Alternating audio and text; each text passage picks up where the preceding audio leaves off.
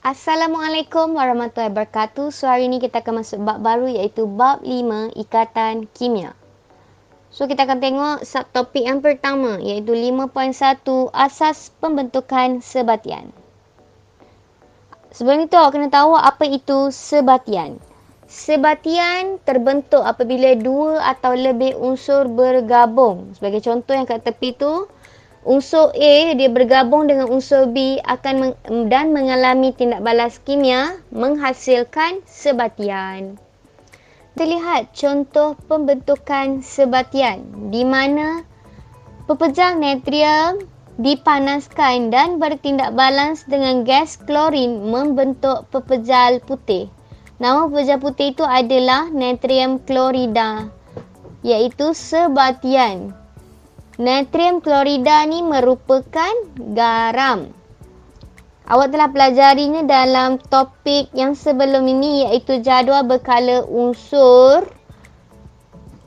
Namun begitu, persoalannya mengapa apabila natrium dipanaskan dengan gas neon tiada sebatian terbentuk?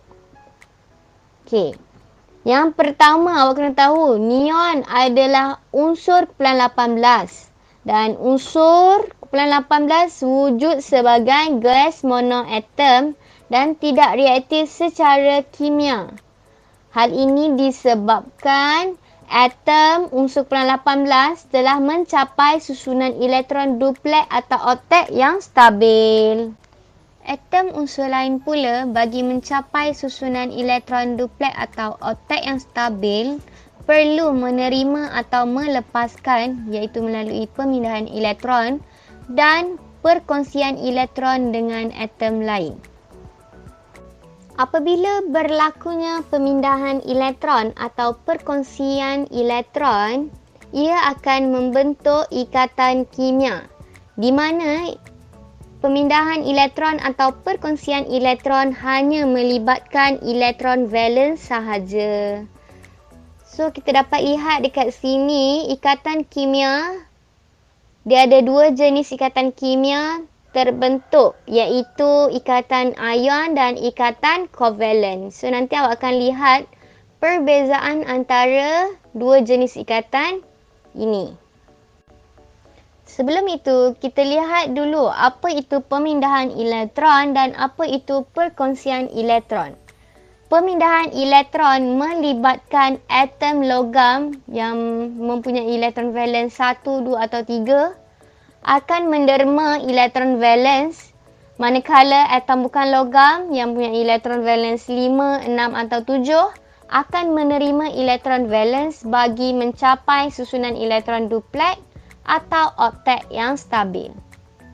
Kita lihat bagi perkongsian elektron, ia melibatkan dua atau lebih atom bukan logam iaitu elektron valensnya 4, 5, 6 atau 7 akan menyumbang elektron valensnya untuk berkongsi bagi mencapai susunan elektron duplex atau oktet yang stabil.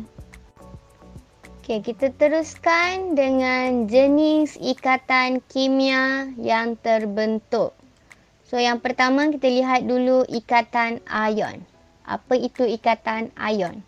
Ikatan ion terbentuk apabila atom logam berpadu dengan atom bukan logam. Di mana seperti yang kita tahu, ion adalah zarah dengan charge positif dan charge negatif. Di mana charge positif kita kenali dia sebagai cation dan ion charge negatif kita kenali dia sebagai anion. Iaitu ion bercharge positif dia akan lepaskan elektron, manakala ion bercharge negatif dia akan terima elektron. Bagaimana pula dengan terbentuknya ikatan ion? Kita akan lihat macam mana pembentukan ikatan ion ini terjadi. Seperti yang kita tahu, atom logam dan atom bukan logam adalah kurang stabil. Hal yang demikian, untuk menjadi stabil, atom logam dan atom bukan logam perlu bergabung melalui pemindahan elektron. Bagi contoh kat situ, atom logamnya adalah natrium, atom bukan logam adalah klorin. So, dekat situ susunan elektron bagi natrium adalah 281 dan susunan elektron bagi klorin adalah 287. Di mana atom klorin mempunyai satu elektron valence, di mana dia ada lebih satu elektron valen untuk mencapai susunan elektron oktet yang stabil. Manakala atom klorin pula dia kurang satu elektron untuk mencapai susunan oktet yang stabil.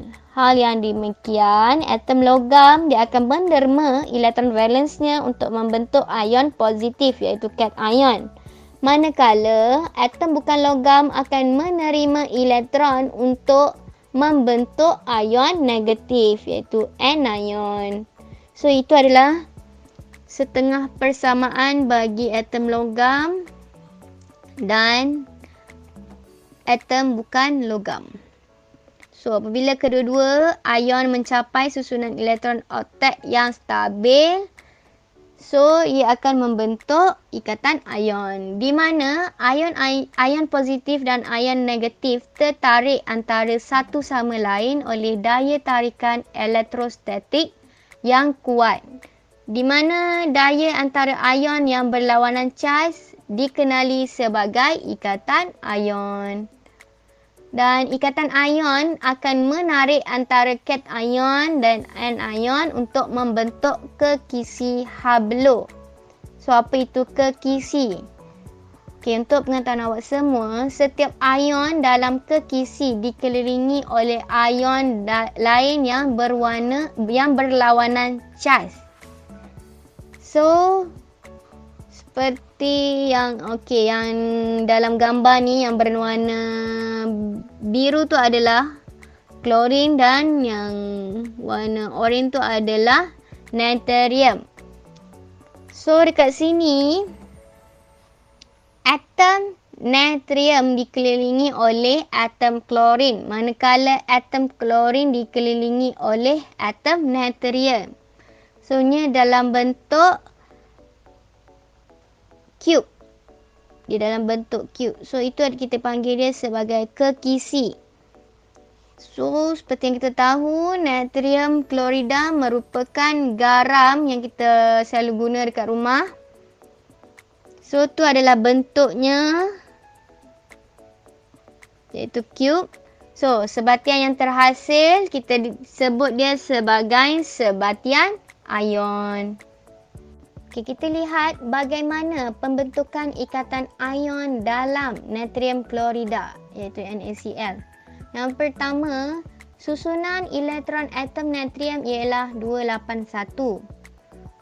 Di mana atom natrium dia akan menderma satu elektron valence untuk mencapai susunan elektron oktet yang stabil dengan membentuk ion natrium. Itu adalah setengah persamaan bagi ion natrium. Dan susunan elektron atom klorin ialah 287. Di mana atom klorin dia akan menerima satu elektron untuk mencapai susunan elektron oktet yang stabil dengan membentuk ion klorida. Dan itu pula adalah setengah persamaan bagi ion klorida. Ion natrium dan ion klorida yang berlawanan charge, dia akan tertarik antara satu sama lain oleh daya tarikan elektrostatik yang kuat dan membentuk sebatian natrium klorida dengan formula NaCl. Ikatan yang terbentuk itu dinamakan ikatan ion. Kita lihat pula ikatan kovalen. So, apa itu ikatan kovalen?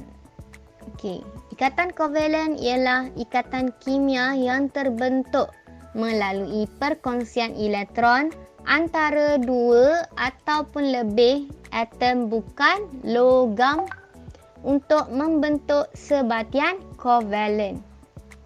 Okey, dekat sini dia ada dalam ikatan kovalen dia terdapat 3 jenis ikatan kovalen, iaitu ikatan kovalen tunggal, ikatan kovalen ganda 2 dan ikatan kovalen ganda 3. Bagi ikatan kovalen tunggal, dia akan kongsi satu pasang elektron. Manakala ikatan kovalen ganda 2, dia akan kongsi dua pasang elektron. Dan ikatan kovalen ganda 3, dia akan kongsi 3 pasang elektron. So, apa yang awak perlu ingat kat sini adalah ikatan kovalen dia terbentuk apabila atom-atom bukan logam berkongsi elektron untuk mencapai susunan oktet ataupun duplet yang stabil. So, apa atom-atom bukan logam? So, atom-atom bukan logam, dia adalah unsur-unsur kumpulan 15, 16 dan 17. Karbon dan silikon dari kumpulan 14 dan juga hidrogen. So, seperti yang dalam gambar ini. Okey, ikatan kovalen terbentuk apabila atom-atom bukan logam berkongsi elektron. So, ikatan kovalen antara atom-atom ini dia akan menghasilkan molekul. Molekul adalah neutral kerana tidak melibatkan pemindahan elektron. Di mana daya yang wujud antara molekul, iaitu kita kenali sebagai daya van der Waals, adalah lemah. Okey, kita tengok jenis ikatan kovalen. Okey, yang pertama kita lihat ikatan tunggal. Apa itu ikatan tunggal? Ikatan tunggal dia terbentuk apabila dua atom berkongsi sepasang elektron. Pembentukan ikatan kovalen boleh digambarkan dengan menggunakan struktur Lewis, di mana struktur Lewis hanya menunjukkan elektron valence bagi atom yang terlibat. Dan sepasang elektron yang dikongsi boleh diganti dengan satu garisan antara dua atom. Kita lihat contoh bagi ikatan tunggal. Okey, iaitu pembentukan molekul hidrogen. Okey, kita tahu susunan elektron atom hidrogen ialah 1 sebab dia mempunyai nombor protonnya 1. Dan atom hidrogen memerlukan 1 elektron untuk mencapai susunan elektron duplet yang stabil. Dan oleh yang demikian, dua atom hidrogen menyumbang 1 elektron valence untuk dikongsi bersama membentuk molekul hidrogen dengan formula H2. Okey, ataupun H2. Okey, dua atom hidrogen dia berkongsi satu pasang elektron untuk membentuk satu ikatan tunggal. Okey, kita lihat pula ikatan ganda 2. So, apa itu ikatan ganda 2? Ia terbentuk apabila dua atom berkongsi dua pasang elektron. Okay, sebagai contoh, kita tahu atom oksigen dia punya susunan elektronnya adalah 26. So, dia kurang 2 elektron untuk mencapai susunan oktet yang stabil. So, dia perlu bergabung dengan atom oksigen yang lain untuk membentuk molekul oksigen, iaitu di mana dia akan mencapai susunan oktet yang stabil, iaitu susunan elektronnya adalah 28. Okey, bagaimana molekul oksigen ini terbentuk? Okey, susunan elektron atom oksigen ialah 26. Atom oksigen memerlukan 2 elektron untuk mencapai susunan elektron oktet yang stabil. Dan dua atom oksigen menyumbang 2 elektron valence untuk dikongsi bersama membentuk molekul oksigen dengan formula O2. Okey, dua atom oksigen dia berkongsi 2 pasang elektron untuk membentuk satu ikatan ganda 2. Okey, kita lihat jenis ikatan kovalen yang terakhir iaitu ikatan ganda 3. So, ikatan ganda 3 terbentuk apabila dua atom berkongsi 3 pasang elektron. Sebagai contoh dekat sini, atom nitrogen dia punya susunan elektron dia adalah 25. So, untuk mencapai susunan oktet yang stabil, dia perlu berkongsi dengan atom nitrogen yang lain untuk membentuk molekul nitrogen. So, macam mana pembentukan molekul nitrogen ni terhasil? So, susunan elektron atom nitrogen ialah 25. Atom nitrogen memerlukan 3 elektron untuk mencapai susunan elektron oktet yang stabil. Dan dua atom nitrogen menyumbang 3 elektron valens untuk dikongsi bersama membentuk molekul nitrogen dengan formula N2. Okey, 2 atom nitrogen dia berkongsi 3 pasang elektron dan membentuk satu ikatan ganda 3. Okey, yang terakhir kita akan lihat perbandingan antara ikatan ion dengan ikatan kovalen. So, kita tahu ikatan ion dan ikatan kovalen dia melibatkan elektron valens sahaja, di mana atom dia mencapai susunan elektron duplet atau oktet yang stabil bagi kedua-dua ikatan, iaitu ikatan ion dan ikatan kovalen. Bagi ikatan ion, okay, kita lihat perbezaan antara ikatan ion dan ikatan kovalen.